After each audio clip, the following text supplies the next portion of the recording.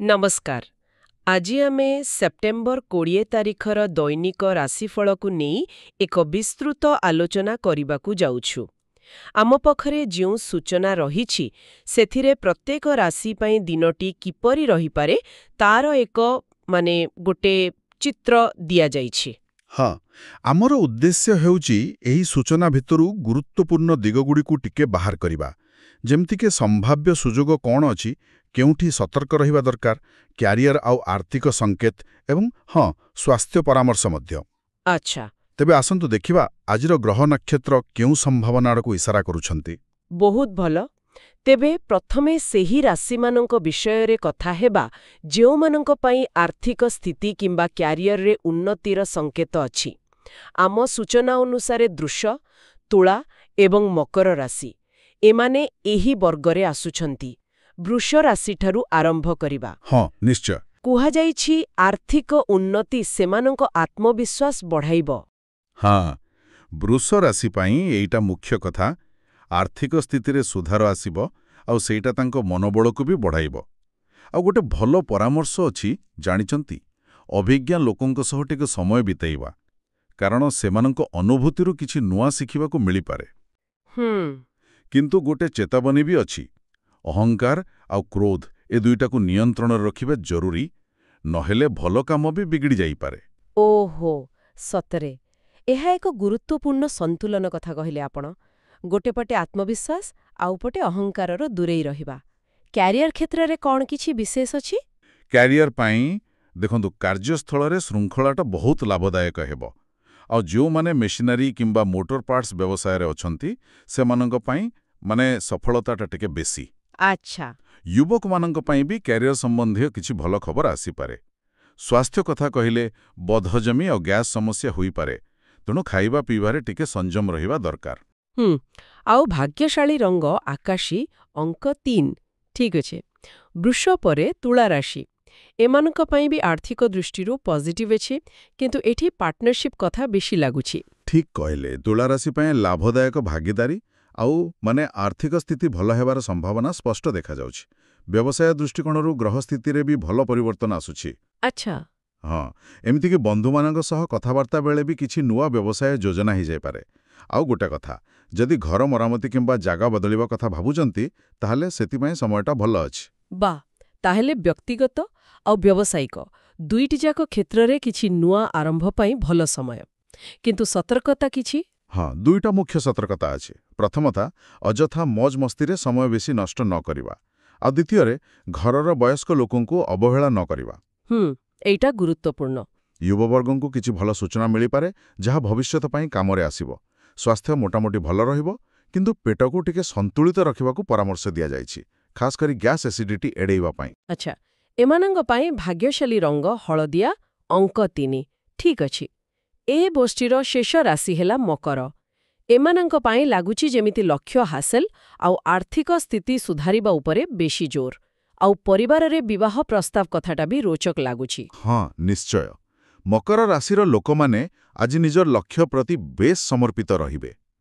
तांकु फालतू कामरू दूरेई रही निज कामरे ही फोकस करिबाकु पड़िबो। एठी गोटे जरूरी कथा हेउछि बेसी भावप्रबल होई निष्पत्ति न नेबा, बरं बुद्धि आउ विवेक व्यवहार करिबाकु परामर्श दिया जाइछि, कारण भावप्रबल निष्पत्ति क्षति करि पारे। एटा मेष राशि पई मुआवक देखिबा तासह किछिटा मिशुछि, माने व्यवहारिकता उपरे गुरुत्व। आर्थिक क्षेत्र रे आउ किछि अछि कि मकरंक पई? आर्थिक दिगरु काहाकु टंका उधार देवा पई दिनटा भल नुहे, कारण फेरी पाइबारे असुविधा होई पारे। हेले व्यवसाय रे पार्टनरशिप संबंधी किछि निष्पत्ति लाभदायक हेबो। अच्छा, किंतु जो माने आमदानी रप्तानी काम करंती तांकु बहुत सतर्क रहिबाकु हेबो। बड़ क्षतिर आशंका भी अछि। बाप रे। हाँ, कोनोसी द्वंद्व परिस्थिति आसिले अभिज्ञ लोकंक परामर्श नेबा भल। स्वास्थ्य साधारणतः ठीक रहिबो, किंतु परिवार काहार स्वास्थ्य को नहीं टिके चिंता रही पारे। एमानको भाग्यशाली रंग बादामी ओ अंक 8। बुझिली, ठीक अछि। एबे द्वितीय गोष्ठी को जिबा। एठी कैरियर उपरे फोकस आउ किछि संभाव्य बाधा विघ्नर कथा अछि। एथिरे सिंह, वृश्चिक आउ कन्या राशि। सिंह राशि पई कुहा जाइछि निज दक्षता बଳରେ सफल हेबे। ହଁ, ସିଂହ ରାଶିର ଲୋକଙ୍କୁ ପାଇଁ ଆଜି ନିଜର କାର୍ଯ୍ୟକ୍ଷମତା ଆଉ ଯୋଗ୍ୟତା ହିଁ ମୁଖ୍ୟ। ଅନ୍ୟମାନଙ୍କ ସାହାଯ୍ୟ ଅପେକ୍ଷା ନିଜ ଉପରେ ବେଶୀ ନିର୍ଭର କରିବାକୁ ହେବ। ଘରର ବଡ଼ ଲୋକଙ୍କର ଆଶୀର୍ବାଦ ବି ସାଙ୍ଗରେ ରହିବ। କୌଣସି ପଲିସିରେ ଇନଭେଷ୍ଟ କଲେ ଭଲ ଫଳ ମିଳିପାରେ। କିନ୍ତୁ ଗୋଟେ ନେଗେଟିଭ୍ ଦିଗ ବି ଅଛି। ଆୟ ବଢ଼ିବା ସାଙ୍ଗେ ସାଙ୍ଗେ ଖର୍ଚ୍ଚ ବି ଅଚାନକ ବଢ଼ିପାରେ। ଆଉ ସେଇଟା ପରିବାରରେ କିଛି ମତଭେଦର କାରଣ ହୋଇପାରେ ବୋଧେ। ଓହୋ, ଅର୍ଥାତ୍ ଆର୍ଥିକ ସନ୍ତୁଳନଟା ଜରୁରୀ। ଯୁବକମାନଙ୍କ ବିଷୟରେ କିଛି? ହଁ, ଯୁବବର୍ଗଙ୍କ ପାଇଁ ଗୋଟେ ଚେତାବନୀ। ସେମାନଙ୍କର ଜିଦ୍ ସ୍ୱଭାବ କୌଣସି କାମରେ ବାଧା ଆଣିପାରେ। ତେଣୁ ଟିକେ ଆତ୍ମବିଶ୍ଳେଷଣ କରିବା ଦରକାର। କ୍ୟାରିୟର କଥା କହିଲେ ବ୍ୟବସାୟରେ କୌଣସି ବଡ଼ ଅର୍ଡର ପୂରଣ କରିବାକୁ ବୋଧେ ଲୋନ୍ ନେବାକୁ ପଡ଼ିପାରେ। ଆଚ୍ଛା। କିନ୍ତୁ ନିଜ କ୍ଷମତା ଦେଖି ହିଁ ନେବା ଉଚିତ। ଆଉ ଗୋଟେ ପରାମର୍ଶ ହେଲା, ଆଜି ମାର୍କେଟିଂ କାମରୁ ଦୂରେଇ ରହିବା ଭଲ। କାହିଁକି? କାରଣ ଛୋଟ କଥାକୁ ନେଇ ବିବାଦ ହେବାର ସମ୍ଭାବନା ଅଛି। ସ୍ୱାସ୍ଥ୍ୟ ଦେଖିଲେ ମୁଣ୍ଡବିନ୍ଧା ଆଉ ମାଇଗ୍ରେନ୍ ଭଳି ସମସ୍ୟା ହଇରାଣ କରିପାରେ। ଭାଗ୍ୟଶାଳୀ ରଙ୍ଗ ନୀଳ, ଅଙ୍କ 7। ବୁଝିଲି। ସିଂହ ପରେ ବୃଶ୍ଚିକ ରାଶି। ଏମାନଙ୍କ ପାଇଁ ବ୍ୟବସାୟରେ ଉନ୍ନତି ଆଉ ଚାକିରିରେ ଟାର୍ଗେଟ ପୂରଣ ହେବାର ଆଶା। ଏଠି ପୁଣି ବାସ୍ତୁ ନିୟମ କଥା ଆସିଲା। ହଁ, ବୃଶ୍ଚିକ ରାଶି ପାଇଁ ବ୍ୟବସାୟିକ କାମରେ ନିଶ୍ଚୟ ଉନ୍ନତି ଆସିବ। କିନ୍ତୁ ଗୋଟେ ମୁଖ୍ୟ ପରାମର୍ଶ ହେଲା, ଅନ୍ୟମାନଙ୍କ ଉପରେ ନିର୍ଭର ନ କରି ନିଜେ କାମ ସାରିବାକୁ ଚେଷ୍ଟା କରନ୍ତୁ।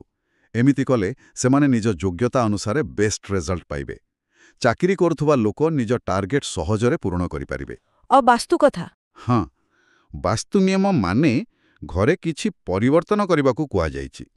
ମାନେ ଘରର ଏନର୍ଜି ବାଲାନ୍ସ ପାଇଁ କିଛି ପାରମ୍ପରିକ ନିୟମ ପାଳନ କରିବା। ସେଇଟା ଗୁରୁତ୍ୱପୂର୍ଣ୍ଣ। କାରଣ ବାସ୍ତୁ ବିଷୟରେ ସମସ୍ତେ ସେତେ ଜାଣି ନଥାଇ ପାରନ୍ତି। କୌଣସି ସତର୍କତା ଅଛି କି ଏମାନଙ୍କ ପାଇଁ? ଅଛି। ପଡ଼ୋଶୀଙ୍କ ସହ କୌଣସି କାରଣରୁ ବିବାଦ ଭଳି ସ୍ଥିତି ହୋଇପାରେ। ତେଣୁ ଅନ୍ୟମାନଙ୍କ କଥାରେ ମୁଣ୍ଡ ନ ଖେଳିବା ଭଲ। କୌଣସି ଭୁଲ କାମ ପ୍ରତି ଆଗ୍ରହ ନ ଦେଖାଇବାକୁ ବି କୁହାଯାଇଛି। ଆଚ୍ଛା। ଯେଉଁମାନେ ବିଦେଶ ଯିବାକୁ ଚେଷ୍ଟା କରୁଛନ୍ତି, ସେମାନଙ୍କ ପାଇଁ କିଛି ପଜିଟିଭ୍ ସୁଯୋଗ ଆସିପାରେ। ସ୍ୱାସ୍ଥ୍ୟ ଦୃଷ୍ଟିରୁ ପେଟ ସମସ୍ୟା ଦେଖାଦେଇପାରେ, ବୋଧେ ବେଶୀ ଭାରୀ ଖାଦ୍ୟ ଖାଇବା ଯୋଗୁଁ। ତେଣୁ ହାଲକା ଖାଦ୍ୟ ଖାଇବା ଭଲ। ଭାଗ୍ୟଶାଳୀ ରଙ୍ଗ ଧଳା, ଅଙ୍କ 8। ଠିକ୍। ଏହି ଗୋଷ୍ଠୀର ଶେଷ ରାଶି ହେଲା କନ୍ୟା। ଏମାନଙ୍କ ପାଇଁ ଚିତ୍ରଟା ଟିକେ ମିଶ୍ରିତ ଲାଗୁଛି ମୋତେ। ଏପଟେ ସମ୍ପତ୍ତି କାରବାର, ସେପଟେ ଅଫିସରେ ବିବାଦ। ହଁ, କନ୍ୟା ରାଶି ପାଇଁ ଦିନଟା ବାସ୍ତବରେ ଟିକେ ମିକ୍ସଡ। ମାନସିକ ଶାନ୍ତି ପାଇଁ କିଛି ସମୟ ଧାର୍ମିକ କିମ୍ବା ସାମାଜିକ କାମରେ ଦେବାକୁ ପରାମର୍ଶ ଅଛି। ଏଥିରେ ତାଙ୍କୁ ମାନସମ୍ମାନ ବି ମିଳିବ। ଆଉ ଗୋଟେ ଭଲ କଥା ହେଲା, ବିରୋଧୀମାନେ ତାଙ୍କ ଆଗରେ ତିଷ୍ଠି ପାରିବେ ନାହିଁ। ଯୁବବର୍ଗ ନିଜ ଭବିଷ୍ୟତକୁ ନେଇ ଅଧିକ ସିରିୟସ୍ ହେବେ। କିନ୍ତୁ କିଛି ସତର୍କତା ବି ଜରୁରୀ। ଯେମିତିକି ଅନ୍ୟର ସମସ୍ୟାରେ ପରିହାସ ନ କରିବା, ଆଚ୍ଛା। କାହାକୁ ଉଧାର ନ ଦେବା, ଆଉ ବେଶୀ ମିଳାମିଶା ନ କରି ନିଜ କାମରେ ଧ୍ୟାନ ଦେବା। ବୁଝିଲି। କ୍ୟାରିୟର ଓ ଅଫିସ ବିବାଦ ବିଷୟରେ କ'ଣ କୁହାଯାଇଛି? କ୍ୟାରିୟରରେ ବ୍ୟବସାୟ ପ୍ରାୟତଃ ସ୍ଥିର ରହିବ। ଯଦି କିଛି ନୂଆ କାମ ଆରମ୍ଭ କରିବାକୁ ଚାହୁଁଛନ୍ତି, ତେବେ ଭଲ ଭାବରେ ଆଉଥରେ ଭାବିବା ଦରକାର। ସମ୍ପତ୍ତି ସମ୍ବନ୍ଧୀୟ କୌଣସି ଡିଲ୍ ହୋଇପାରେ। କିନ୍ତୁ ଅଫିସରେ ସହକର୍ମୀଙ୍କ ସହ କୌଣସି ଛୋଟ କଥାରେ ବିବାଦ ସ୍ଥିତି ଆସିପାରେ। ତେଣୁ ସାବଧାନ। ଓହୋ। ସ୍ୱାସ୍ଥ୍ୟ ସାଧାରଣତଃ ଠିକ୍ ରହିବ, କେବଳ ମନୋବଳରେ ଟିକେ କମି ଅନୁଭବ ହୋଇପାରେ। ଏମାନଙ୍କ ପାଇଁ ଭାଗ୍ୟଶାଳୀ ରଙ୍ଗ ଆକାଶୀ, ଅଙ୍କ 6। ଠିକ୍ ଅଛି। ବର୍ତ୍ତମାନ ତୃତୀୟ ଗୋଷ୍ଠୀକୁ ଆସିବା। ଏଠି ମିଶ୍ରିତ ପରିସ୍ଥିତି ଆଉ ସନ୍ତୁଳନ ରକ୍ଷା କରିବାର ଆବଶ୍ୟକତା ଦେଖାଯାଉଛି। ମେଷ, ମିଥୁନ, କର୍କଟ ଏବଂ ଧନୁ। ମେଷ ରାଶିଠାରୁ ଆରମ୍ଭ କରିବା। ଏମାନଙ୍କୁ କିଛି ଅସୁବିଧା ହୋଇପାରେ, କିନ୍ତୁ ପଜିଟିଭ ରହିଲେ ସମ୍ଭାଳି ନେବେ। ହଁ, ମେଷରାଶି ପାଇଁ ଦିନ ଆରମ୍ଭରେ କିଛି ଚ୍ୟାଲେଞ୍ଜେସ୍ ଆସିପାରେ। କିନ୍ତୁ ତାଙ୍କର ସକାରାତ୍ମକ ଦୃଷ୍ଟିକୋଣ ଆଉ ସନ୍ତୁଳିତ ଚିନ୍ତାଧାରା ପରିସ୍ଥିତିକୁ ନିୟନ୍ତ୍ରଣକୁ ଆଣିବ। ଧୀରେ ଧୀରେ ସ୍ଥିତି ଭଲ ହେବ, ଆଉ ପୁଣି ସେଇ କଥା, ଭାବପ୍ରବଣତା ବଦଳରେ ବ୍ୟବହାରିକତା ହିଁ ଆଗକୁ ବାଟ ଦେଖେଇବ। ଗୋଟେ ଜରୁରୀ ସତର୍କତା ହେଲା, ସମସ୍ୟାକୁ ନିଜ ଉପରେ ହାବି ହେବାକୁ ନ ଦେବା। କାରଣ ବେଳେବେଳେ ନିଜର କିଛି ଭୁଲ ହିଁ ଅସୁବିଧାର କାରଣ ହୋଇଥାଏ। ଆଚ୍ଛା। ଆର୍ଥିକ କାରବାରରେ ବିଶେଷ ସତର୍କତା ଦରକାର, ନହେଲେ ଠକାମିର ଶିକାର ହେବାର ସମ୍ଭାବନା ଅଛି। ଓହୋ, ସତରେ? କ୍ୟାରିୟର ଦୃଷ୍ଟିରୁ କ'ଣ ଅଛି ମେଷଙ୍କ ପାଇଁ? ବ୍ୟବସାୟରେ ଯଦି ବିଜନେସ୍ ପାର୍ଟିଙ୍କ ସହ ସମ୍ପର୍କ ଭଲ ରଖିବେ, ତାହେଲେ କିଛି ଭଲ ଡିଲ୍ ମିଳିପାରେ। ଅଟକି ରହିଥିବା ପେମେଣ୍ଟ ଆଦାୟ କରିବା ପାଇଁ ବି ସମୟ ଭଲ। କିନ୍ତୁ ଚାକିରି କ୍ଷେତ୍ରରେ କୌଣସି ସହକର୍ମୀଙ୍କ ପାଇଁ ଅସୁବିଧା ଆସିପାରେ। ସ୍ୱାସ୍ଥ୍ୟ ଠିକ୍ ରହିବ, କିନ୍ତୁ ଋତୁ ଅନୁସାରେ ନଥିବା ଖାଦ୍ୟପେୟ ଯୋଗୁଁ ପେଟ ସମସ୍ୟା ହୋଇପାରେ। ଏମାନଙ୍କ ପାଇଁ ଭାଗ୍ୟଶାଳୀ ରଙ୍ଗ ହେଉଛି ବାଇଗୁଣୀ ବା ଜାମୁନି, ଆଉ ଅଙ୍କ 8। ଜାମୁନି, ଠିକ୍। ଏବେ ମିଥୁନ ରାଶି। ଏମାନଙ୍କ ପାଇଁ ସମ୍ପତ୍ତି ବିଷୟରେ ଆଲୋଚନା ଆଉ ଘରେ ଧାର୍ମିକ କାର୍ଯ୍ୟକ୍ରମର ଯୋଜନା। ଏଠି କେଉଁ ଦିଗ ପ୍ରତି ଧ୍ୟାନ ଦେବାକୁ ହେବ? ମିଥୁନ ରାଶି ପାଇଁ ନିକଟ ସମ୍ପର୍କୀୟଙ୍କ ସହ ସମ୍ପତ୍ତିକୁ ନେଇ କିଛି ଗମ୍ଭୀର ଆଉ ଲାଭଦାୟକ ଆଲୋଚନା ହୋଇପାରେ। କିନ୍ତୁ ପୁଣି ସେଇ କଥା, ନିଷ୍ପତ୍ତି ନେଲାବେଳେ ବ୍ୟବହାରିକ ହେବାଟା ଭଲ। ଘରେ କୌଣସି ଧାର୍ମିକ କାମ ପାଇଁ ଯୋଜନା ବି ହୋଇପାରେ। ନେଗେଟିଭ୍ ଦିଗରେ କୌଣସି ବିପରୀତ ପରିସ୍ଥିତି ଆସିଲେ ନିଜ କ୍ରୋଧ ଆଉ ଉତ୍ତେଜନା ଉପରେ କଣ୍ଟ୍ରୋଲ ରଖିବା ବହୁତ ଜରୁରୀ। ଆଉ ଯୁବବର୍ଗଙ୍କୁ ନିଜ କ୍ୟାରିୟର ପ୍ରତି ଅଧିକ ସଜାଗ ରହିବାକୁ ପଡ଼ିବ। କ୍ୟାରିୟରରେ କିଛି ଅଲଗା କଥା ଅଛି କି, ଯେମିତି ଦୂରରୁ କାମ କରିବା? ହଁ, ଏକ ସମ୍ଭାବନା ଅଛି ଯେ ଟିକେ ଆରାମ ମନୋଭାବ ଯୋଗୁଁ ବୋଧେ ଅଫିସ୍ ଯିବାକୁ ଇଚ୍ଛା ନ ହୋଇପାରେ। କିନ୍ତୁ ସେମାନେ ଘରେ ରହି ଫୋନ୍ ମାଧ୍ୟମରେ ନିଜର ବେଶୀ କାମ ସାରିପାରିବେ। ଚାକିରିରେ କୌଣସି ଗୁରୁତ୍ୱପୂର୍ଣ୍ଣ ଟାର୍ଗେଟ୍ ପୂରଣ ହେବାର ସମ୍ଭାବନା ବି ଅଛି। ଆଚ୍ଛା। ସ୍ୱାସ୍ଥ୍ୟ କଥା କହିଲେ ଥଣ୍ଡା, କାଶ ଏମିତି ସିଜନାଲ ସମସ୍ୟା ହୋଇପାରେ। ତେଣୁ ସଂକ୍ରମିତ ଜାଗାରୁ ଦୂରେଇ ରହିବା ଆଉ ଦିନଚର୍ଯ୍ୟା ଠିକ୍ ରଖିବା ଭଲ। ଭାଗ୍ୟଶାଳୀ ରଙ୍ଗ କମଳା, ଅଙ୍କ 9। କମଳା, ଠିକ୍। ଏହାପରେ କର୍କଟ ରାଶି। ଏମାନେ ନିଜ ଦିନଚର୍ଯ୍ୟାରେ ସୁଧାର ନେବାକୁ ଚେଷ୍ଟା କରୁଛନ୍ତି, ସେଇଟା ବହୁତ ଭଲ କଥା। ସମାଜରେ ସମ୍ମାନ ମିଳିବାର ସୂଚନା ମଧ୍ୟ ଅଛି, କିନ୍ତୁ ପିଲାଙ୍କ କାର୍ଯ୍ୟକଳାପକୁ ନେଇ ଚେତାବନୀ। ହଁ, କର୍କଟ ରାଶିର ଲୋକମାନେ ଯେଉଁ ଅବ୍ୟବସ୍ଥିତ ଦିନଚର୍ଯ୍ୟା ପାଇଁ ଚିନ୍ତିତ ଥିଲେ, ସେଥିରେ ସୁଧାର ଆଣିବା ପାଇଁ ଯାହା ଚେଷ୍ଟା କରୁଛନ୍ତି, ସେଥିରେ ସଫଳତା ପାଇବେ। ସମାଜରେ ବି ସମ୍ମାନିତ ଅନୁଭବ କରିବେ। କିନ୍ତୁ ପୁଣି ସେଇ କଥା, କ୍ରୋଧ ଆଉ ଉତ୍ତେଜନା ଉପରେ କଣ୍ଟ୍ରୋଲ। ଏଇଟା ବାରମ୍ବାର ଆସୁଛି। ହଁ, ଯଦି କୌଣସି ନିକଟ ସମ୍ପର୍କୀୟଙ୍କ ସହ ବିବାଦ ଚାଲିଛି, ତାହେଲେ କାହାର ମଧ୍ୟସ୍ଥତାରେ ସେଇଟା ସମାଧାନ ହୋଇପାରେ। ଆଉ ସନ୍ତାନଙ୍କ ବିଷୟରେ ଯେଉଁ ଚେତାବନୀ, ସେଇଟା କ'ଣ? ହଁ, ପିଲାମାନଙ୍କ କାର୍ଯ୍ୟକଳାପ ଆଉ ତାଙ୍କ ସାଙ୍ଗସାଥୀଙ୍କ ଉପରେ ଟିକେ ତୀକ୍ଷ୍ଣ ନଜର ରଖିବା ଜରୁରୀ। ଯଦି ଦରକାର ପଡ଼େ, ତେବେ କିଛି କଠୋର ନିଷ୍ପତ୍ତି ବି ନେବାକୁ ପଡ଼ିପାରେ। ଆଚ୍ଛା। କ୍ୟାରିୟର ଦେଖିଲେ ବ୍ୟବସାୟିକ କାମ ସାଧାରଣ ରହିବ। ଭବିଷ୍ୟତ ଯୋଜନା ପାଇଁ ଏବେଠୁ ପରିଶ୍ରମ କରିବାକୁ ହେବ। ଯେଉଁମାନେ ଡିଫେନ୍ସ ସହ ଜଡ଼ିତ, ସେମାନଙ୍କ ପାଇଁ ଯାତ୍ରା ଯୋଗ ଅଛି। ସ୍ୱାସ୍ଥ୍ୟରେ ଗଣ୍ଠି କିମ୍ବା ଆଣ୍ଠୁ ଯନ୍ତ୍ରଣା ଭଳି ସମସ୍ୟା ବଢ଼ିପାରେ। ଆଉ ଗ୍ୟାସ୍ କଲାଭଳି ଖାଦ୍ୟରୁ ଦୂରେଇ ରହିବା ଭଲ। ଭାଗ୍ୟଶାଳୀ ରଙ୍ଗ କେଶରିଆ, ଅଙ୍କ 5। ଠିକ୍ ଅଛି। ଏହି ଗୋଷ୍ଠୀର ଶେଷ ରାଶି ହେଲା ଧନୁ। ଏମାନଙ୍କୁ ପ୍ଲାନିଂ କରି କାମ କରିବାକୁ ଆଉ ପଜିଟିଭ୍ ରହିବାକୁ ପରାମର୍ଶ। ଏଠି ବି ବାସ୍ତୁ ନିୟମ କଥା ଆସିଲା, ଯାହା ବୃଶ୍ଚିକ ପାଇଁ ବି ଥିଲା। ହଁ, ଧନୁ ରାଶି ପାଇଁ ଯୋଜନା ଆଉ ସକାରାତ୍ମକତା ଆଜି ବହୁତ ଜରୁରୀ। ଏଇଟା ତାଙ୍କୁ ନୂଆ ଦିଗ ଦେଖେଇବ। ଯଦି ଘରେ କିଛି ପରିବର୍ତ୍ତନ କିମ୍ବା ମରାମତିର ପ୍ଲାନ୍ ଅଛି, ତେବେ ବାସ୍ତୁ ନିୟମ ପାଳନ କରିବାକୁ ପୁଣିଥରେ କୁହାଯାଇଛି। ନେଗେଟିଭ୍ ହେଲେ ପରିବାରର କାହାର ନକାରାତ୍ମକ କାମ ଯୋଗୁଁ କିଛି ମାନସିକ ଚାପ ଆସିପାରେ। କିନ୍ତୁ ସେମାନଙ୍କର ଶାନ୍ତ ଆଉ ବୁଝାମଣାପୂର୍ଣ୍ଣ ପରାମର୍ଶ ପରିସ୍ଥିତିକୁ ସମ୍ଭାଳିବାରେ ସାହାଯ୍ୟ କରିବ। ଆର୍ଥିକ ଦୃଷ୍ଟିରୁ ଆଜି କାହାକୁ ଟଙ୍କା ଉଧାର ନ ଦେବା ହିଁ ଭଲ, ନହେଲେ ନିଜେ ଅସୁବିଧାରେ ପଡ଼ିପାରନ୍ତି। ବୁଝିଲି। କ୍ୟାରିୟର କ୍ଷେତ୍ରରେ କିଛି ବିଶେଷ ସତର୍କତା ଅଛି କି? ହଁ, କ୍ୟାରିୟରରେ ନିଷ୍ପତ୍ତି ନେଲାବେଳେ ଆଉ ଖାସ୍ କରିକି କାଗଜପତ୍ର କାମରେ ବହୁତ ସାବଧାନ ରହିବାକୁ ହେବ। ହଁ। କାରଣ କୌଣସି ପ୍ରକାରର ଯାଞ୍ଚ କିମ୍ବା ପଚରାଉଚରା ହେବାର ସମ୍ଭାବନା ଅଛି। ଓହୋ। ଅଫିସରେ କୌଣସି ନୂଆ ପ୍ରୋଜେକ୍ଟ ପାଇଁ ବୋଧେ ଅଧିକ ସମୟ ଦେବାକୁ ପଡ଼ିପାରେ। ହଁ। ସ୍ୱାସ୍ଥ୍ୟ ଦେଖିଲେ ନିଜର ସ୍ୱାସ୍ଥ୍ୟ ଠିକ୍ ରହିଲେ ବି ଘରର କୌଣସି ବୟସ୍କ ସଦସ୍ୟଙ୍କ ସ୍ୱାସ୍ଥ୍ୟ ପ୍ରତି ଅଧିକ ଧ୍ୟାନ ଦେବା ଦରକାର। ଏମାନଙ୍କ ପାଇଁ ବି ଭାଗ୍ୟଶାଳୀ ରଙ୍ଗ କେଶରିଆ ଆଉ ଅଙ୍କ 5। କେଶରିଆ, ଅଙ୍କ 5। ଠିକ୍ ଅଛି। ଏବେ ଆମେ ଚତୁର୍ଥ ଆଉ ଶେଷ ଗୋଷ୍ଠୀକୁ ଆସିଲେ। ହଁ। ଏଠାରେ ପ୍ରଗତି ଆଉ ବ୍ୟକ୍ତିଗତ ବିକାଶର ସଂକେତ ଅଛି। କୁମ୍ଭ ଏବଂ ମୀନ ରାଶି। କୁମ୍ଭ ରାଶି ପାଇଁ ଅଟକି ରହିଥିବା କାମ ଆଗେଇବ, ଆଉ ଏମିତିକି ଗାଡ଼ି କିଣିବାର ସମ୍ଭାବନା ବି ଅଛି। ହଁ। କୁମ୍ଭ ରାଶିର ଲୋକମାନେ ନିଜର ବୁଦ୍ଧିମତା ଆଉ ଚତୁରତା ବଳରେ କୌଣସି ଭବିଷ୍ୟତ ଲକ୍ଷ୍ୟ ହାସଲ କରିବାରେ ସଫଳ ହେବେ। ହଁ। ପୂର୍ବରୁ ଅଟକି ରହିଥିବା କାମଗୁଡ଼ିକରେ ଆଜି ନିଶ୍ଚୟ ଗତି ଆସିବ। ଯଦି ଗାଡ଼ି କିଣିବାର ପ୍ଲାନ୍ ଅଛି, ତେବେ ସେଥିପାଇଁ ବି ସମୟ ଭଲ। ବଢ଼ିଆ। କିନ୍ତୁ ଏଠି ବି ଗୋଟେ ସତର୍କତା। କୌଣସି କାମ କଲାବେଳେ ଧୈର୍ଯ୍ୟ ଆଉ ବୁଝାମଣା ରଖିବା ଜରୁରୀ।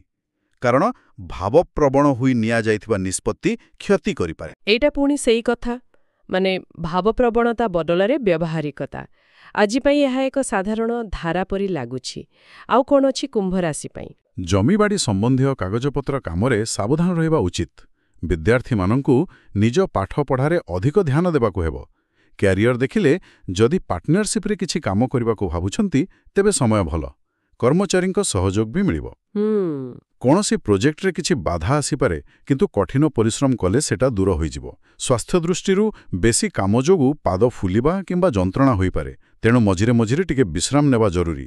ଏମାନଙ୍କର ଭାଗ୍ୟଶାଳୀ ରଙ୍ଗ ଧଳା, ଅଙ୍କ 9। ଧଳା, ଅଙ୍କ 9। ଠିକ୍ ଅଛି। ଏବଂ ଶେଷରେ ମୀନ ରାଶି। ଏମାନଙ୍କ ପାଇଁ ଗ୍ରହସ୍ଥିତି ଭଲ ଅଛି। ଆଧ୍ୟାତ୍ମିକ ଦିଗ ପ୍ରତି ଆଗ୍ରହ ବଢ଼ିବ, ଆଉ ସନ୍ତାନ ସମ୍ବନ୍ଧୀୟ କିଛି ଶୁଭ ଖବର। ଆଉ ଯୁବକମାନଙ୍କ ପାଇଁ ପ୍ରଥମ ପେମେଣ୍ଟ ମିଳିବାର ସମ୍ଭାବନା। ଏଇଟା ତ ବେଶ ଭଲ ଲାଗୁଛି। ହଁ, ମୀନ ରାଶି ପାଇଁ ଆଜି ଅନେକ ପଜିଟିଭ୍ ସଂକେତ ଅଛି। ଧାର୍ମିକ ଆଉ ଆଧ୍ୟାତ୍ମିକ କାମରେ ବିଶେଷ ଆଗ୍ରହ ରହିବ, ଆଉ ଏଇଟା ତାଙ୍କୁ ବହୁତ ଶାନ୍ତି ଆଉ ମାନସିକ ଶକ୍ତି ଦେବ। ଘରକୁ ନୂଆ ପିଲା ଆସିବା କିମ୍ବା ସନ୍ତାନ ସମ୍ବନ୍ଧୀୟ କିଛି ଭଲ ଖବର ମିଳିପାରେ। ଆଚ୍ଛା। ଯୁବବର୍ଗ ଯେଉଁମାନେ ନୂଆ କାମ ଆରମ୍ଭ କରିଛନ୍ତି ତାଙ୍କୁ ନିଜର ପ୍ରଥମ ପେମେଣ୍ଟ ମିଳିପାରେ। କିନ୍ତୁ ଗୋଟେ ଜରୁରୀ ପରାମର୍ଶ ହେଲା ନିଜ ସ୍ୱଭାବରେ ଟିକେ ନମନୀୟତା ଆଣିବା। କାହିଁକି? କାରଣ ଜିଦ୍ କରିବା କିମ୍ବା କେବଳ ନିଜ କଥାରେ ଅଟଳ ରହିବା ନିକଟ ସମ୍ପର୍କରେ ତିକ୍ତତା ଆଣିପାରେ। ଆଉ ଏହି ସମୟରେ କୌଣସି ପ୍ରକାର ଯାତ୍ରା ନ କରିବା ମଧ୍ୟ ଭଲ ବୋଲି କୁହାଯାଇଛି। ବୁଝିଲି। କ୍ୟାରିୟର ଆଉ ସ୍ୱାସ୍ଥ୍ୟ ବିଷୟରେ କ'ଣ ସୂଚନା ଅଛି? କ୍ୟାରିୟରରେ କୌଣସି ନୂଆ କାମ ଆରମ୍ଭ କରିବା ବିଷୟରେ ସୂଚନା ମିଳିପାରେ, ଯାହା ଭାଗ୍ୟଶାଳୀ ହେବ। କାମଗୁଡ଼ିକୁ ଠିକ୍ ସମୟରେ ସାରିବା ପାଇଁ ଚେଷ୍ଟା କରିବା ଉଚିତ। ସ୍ୱାସ୍ଥ୍ୟ ଦୃଷ୍ଟିରୁ ଦେହପା ଭଲ ରହିଲେ ବି କୌଣସି ଦୁଃଖଦ ଖବର ମନକୁ ଟିକେ ଭରାକ୍ରାନ୍ତ କରିପାରେ। ଓହୋ। ଆଉ ତାର ନେଗେଟିଭ୍ ପ୍ରଭାବ ତାଙ୍କ କାମ କରିବା ଶକ୍ତି ଉପରେ ପଡ଼ିପାରେ। ଏମାନଙ୍କ ପାଇଁ ଭାଗ୍ୟଶାଳୀ ରଙ୍ଗ ନୀଳ, ଅଙ୍କ 6। ନୀଳ, ଅଙ୍କ 6। ତେବେ ସମସ୍ତ 12ଟି ରାଶି ବିଷୟରେ ଆଲୋଚନା କଲା ପରେ କିଛି ସାଧାରଣ କଥା ସ୍ପଷ୍ଟ ଦେଖାଯାଉଛି। ଯେମିତିକି ଆପଣ ଆଗରୁ କହୁଥିଲେ, ଭାବପ୍ରବଣତା ବଦଳରେ ବ୍ୟବହାରିକତା ଉପରେ ଗୁରୁତ୍ୱ। ମେଷ, ମକର, କୁମ୍ଭ। ହଁ। ଆର୍ଥିକ ପରିଚାଳନାରେ ସତର୍କତା ବି ଗୋଟେ ବଡ଼ ବିଷୟ। ମେଷ, ସିଂହ, ଧନୁ, ମକର। ଆଉ ବାସ୍ତୁ ନିୟମ କଥା ବି 2ଟି ରାଶି ବୃଶ୍ଚିକ, ଧନୁ ପାଇଁ ଆସିଲା। ନିଶ୍ଚୟ। ଏହା ସହିତ ଯୋଗାଯୋଗ ଆଉ ସମ୍ପର୍କ ରକ୍ଷା କରିବା କଥା ବି ବାରମ୍ବାର ଆସିଛି। ଯେମିତି ବ୍ୟବସାୟିକ ସମ୍ପର୍କ ମଜବୁତ କରିବା। ମେଷ, ଭୁଲ ବୁଝାମଣା ଏବଂ ବିବାଦରୁ ଦୂରେଇ ରହିବା। ବୃଶ୍ଚିକ, ସିଂହ, କନ୍ୟା। ଆଉ ପାରିବାରିକ ସଦ୍ଭାବ ବଜାୟ ରଖିବା। ପ୍ରାୟ ସବୁ ରାଶି ପାଇଁ କିଛି ନା କିଛି ଅଛି। ମିଥୁନ, କର୍କଟ, ତୁଳା, ଧନୁ, ମକର, କୁମ୍ଭ, ମୀନ। ସ୍ୱାସ୍ଥ୍ୟ ପରାମର୍ଶଗୁଡ଼ିକ ବି ପ୍ରାୟତଃ ସାଧାରଣ ସମସ୍ୟା ସହ ଜଡ଼ିତ। ଯେମିତି ଖାଇବା ପିଇବା ଜନିତ। ମେଷ, ବୃଷ, କର୍କଟ, ବୃଶ୍ଚିକ, ଋତୁକାଳୀନ, ମିଥୁନ, କାମଚାପ ଜନିତ, କୁମ୍ଭ, କିମ୍ବା ମାନସିକ ସ୍ଥିତି, କନ୍ୟା, ମୀନ।